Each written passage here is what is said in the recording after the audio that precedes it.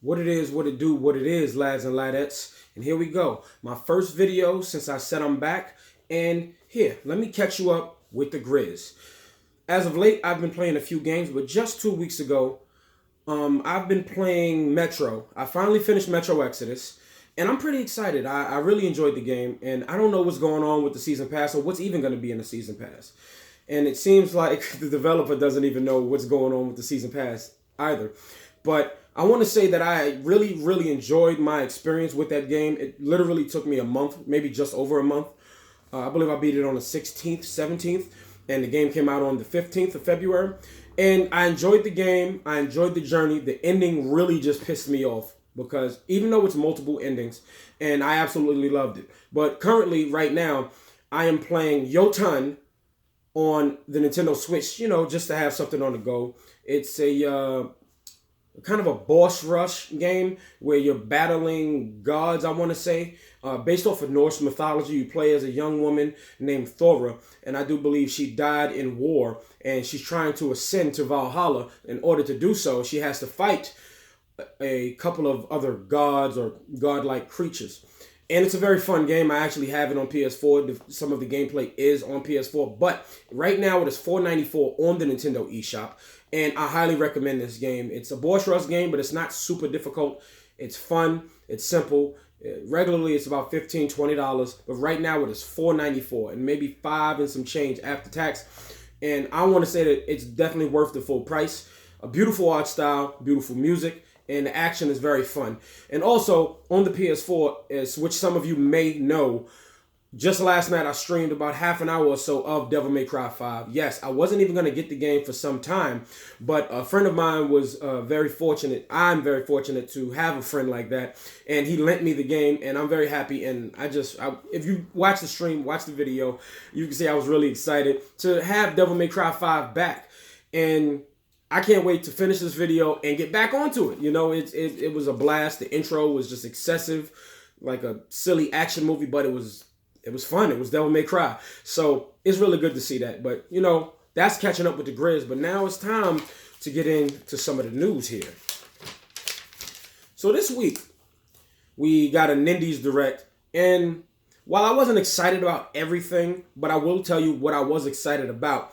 First of all, we want to say finally Cuphead is on the Nintendo Switch. And I do believe on my Instagram a couple months ago, I posted it was somebody made like a mock-up of a cover art with Cuphead and Mugman dressed as Mario and Luigi and with Cuphead playing in the background. And that was just a mock-up. But now, April 18th, we actually get to play Cuphead on the Nintendo Switch. And I really wasn't sure if I wanted to play this game, even though it was only $20.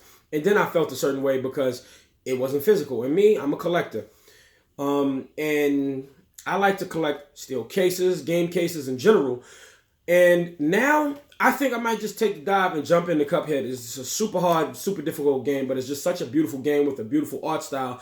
And I think I'm gonna just go ahead and take the plunge. And I'm ready to be punished. And that sounded way better in my head than it did once it came out of my mouth. But honestly, these games are kind of masochistic, if you will, because this is a Dark Souls game of side-scrolling shooters, run and gun, whatever you want to put it in. But yeah, I'm definitely going to take the plunge, and I do have knowledge that there is going to be a physical version of this on the Nintendo Switch. And if that is 100% true, I'm going to pick that up. If it's not, regardless, I'm going to go ahead and take that plunge and play this game. And I will not promise that I will finish this game because of how difficult it is. And, I put it off for such a long time because I don't want to break anything in my house. I don't want to break my controller. I don't want to break my house, But I think I'll take the plunge. I've seen enough gameplay. It looks too fun not to. So maybe just take it one level a day and just go that way.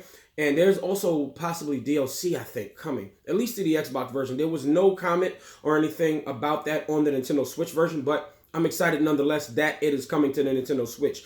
But another game that I was actually excited about was a sequel of sorts to Crypt of the Necrodancer. Now, I didn't play the original. It seemed okay. It seemed pretty cool, and it was critically well received. But you see, I have no rhythm.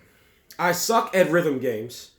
And this is a game where you have to move to the rhythm of the beat, and so you can defeat your enemies and go across these dungeons. And I just said, I'll stray away from these kind of games. That is until they announced the sequel, and they called it Crypt of the Necrodancer, Cadence of Hyrule. Yes, that's right, Hyrule. And we have Zelda herself, and of course the hero, Link. Now, if you put The Legend of Zelda anything and you tie it to anything else, I'm more than excited to do it. I'm very excited to do it. And now, even though I have no rhythm and I probably won't be able to keep up with the game, I'm more than willing to try it. $20 to $30, keep that. Let's go. I'm really excited. I really want to play this game. And it's said to be coming out in spring sometime of this year. And what more can I say? It's Zelda mixed with an indie game, and I'm just glad Nintendo decided to give this to some people who are smaller in a sense. And I'm excited. I love indie games because they put so much love and care into it. And Nintendo's kind of like a AAA indie game studio to me because they put so much love and care. And, in the age of microtransactions and people who just want money instead of really caring about making games, people like Nintendo and, of course, indie developers, they really care about the products that they put in. But, yeah, that's it. I can't wait to play the Cadence of Hyrule. But, there's another game that I saw some months ago at another Nindies Direct, but we kind of got a release window, in a sense, for it, and that's in June, and that is My Friend Pedro. Yes, My Friend Pedro. It is a side-scrolling action game where you can control a character who is, he can shoot with two hands, but you can, I believe, control the hands individually. But the thing is, I do believe he has amnesia, and for some reason, there's a talking banana. And no, the character that you play as is not Pedro. The sentient banana in the game is Pedro. And this sounds ludicrous. This sounds ridiculous. And I can't wait to play it. It's action. The guy can punch and kick and skateboard and drive and do all of this stuff while he's shooting. And it's just, why not? I'm very excited for it. Some of y'all excited about it? Let me know in the comments down below what you think about that. And next, now I'm really excited about this game, Creature in the Well. Now that's said to be coming in the summer of 2019. But why I'm primarily excited about this game is that it looks so similar to Hyperlight Drifter. And I've mentioned plenty of times in this channel how much of a fan I am of Hyperlight Drifter. But this game is quite different. It does have the top-down aesthetic, but it has a little bit more colors in this game. But the thing is you're basically, it's post-apocalyptic, but not really. You're one of the last electricians in the world. And so basically you kind of go around trying to put electricity into things, but it's in a sense where it's just pinball. Like you have to hit, certain balls of electricity to other conduits and make stuff connect. And it's like puzzles, but then there's boss battles, but it's also included within the puzzles. I'm not 100% sure on all of it, but when you see a video, you'll be like, oh, okay, I see.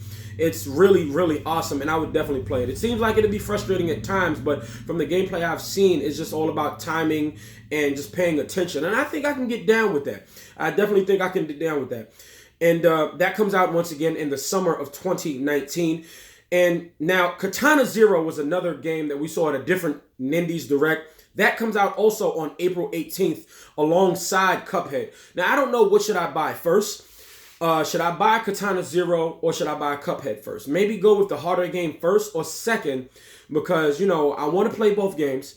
Either way you see it, one of these games will be on sale. And I know I can't play two games at once, so maybe play Cuphead first and it'll take a lot of time. And eventually when I'm done with it, maybe Katana Zero will be on sale. Maybe there'll be a physical of that as well. And that hasn't been announced as of yet. So maybe if there is a physical version of Cuphead day and date, I'll buy that first, play through that, hopefully maybe take, say, a month and try to get through that. And then maybe after that, Limited Run Games or somebody else say, hey, we're making a limited edition physical of Katana Zero, and maybe with a bunch of collector's items and stuff like that. And I would think so. It's a really beautiful game. One hit, one kill for both you and the enemies. And you're dashing around, and it's neon, and you're a ninja, and this game looks awesome, honestly. And I can't wait to play it. It's gory, it's simple, kind of like reminds me of side-scrolling of Mr. Shifty, where, if you get hit once, that's a wrap. So I absolutely love games like Katana Zero, and I can't wait to play this once again on April 18th. But that's it for the Nindies Direct as far as my preference. So here's something that I kind of want to talk about. Also this week, the Call of Duty mobile game was announced, and mean, we should have seen this coming a long time ago, and I'm surprised that they didn't try to make this a long time ago, given the fact that they're so heavy in microtransactions, talking about a full-fledged game. They're trying to sell stuff like a little red dot site, which it has to be criminal. They'll get away with it as long as we get away with it, and people just continue to buy this game, and it's just, oh, well, they keep giving us money. Let's try to see how we can rip them off, and now they're going to give them Call of Duty Mobile, and people stand by Call of Duty so much, and it's just, I fear for people's wallets, man, and frustration. It's going to be crazy. And man, I'm hoping it does well, and maybe they don't have to heavily monetize it, and maybe I'll eventually get back into Call of Duty, because the last one I honestly played was Ghost, and people said it was bad, and honestly, it just felt more balanced and not broken like how Call of Duty has been over the years. But moving on, another really big announcement that happened was Google finally announced its foray into the gaming console with Google Stadia. It's a streaming service basically with just a controller or any controller that you already have, and you can play it on the cloud, on your phone, on your tablet, or anything that can basically stream. It doesn't say any other consoles, but basically anything else that streams, and you can play it anywhere. It's also at the discretion of your service or your Wi-Fi or wherever you're playing it. And then what also is kind of cool is that you can just watch whoever's streaming and see what they're playing, and you can just jump into their game or play the same game. But I kind of don't like that. I feel like some security issues might be some issue with security there. But it seems cool, but I'm not 100% sure if I want gaming to go there as of yet.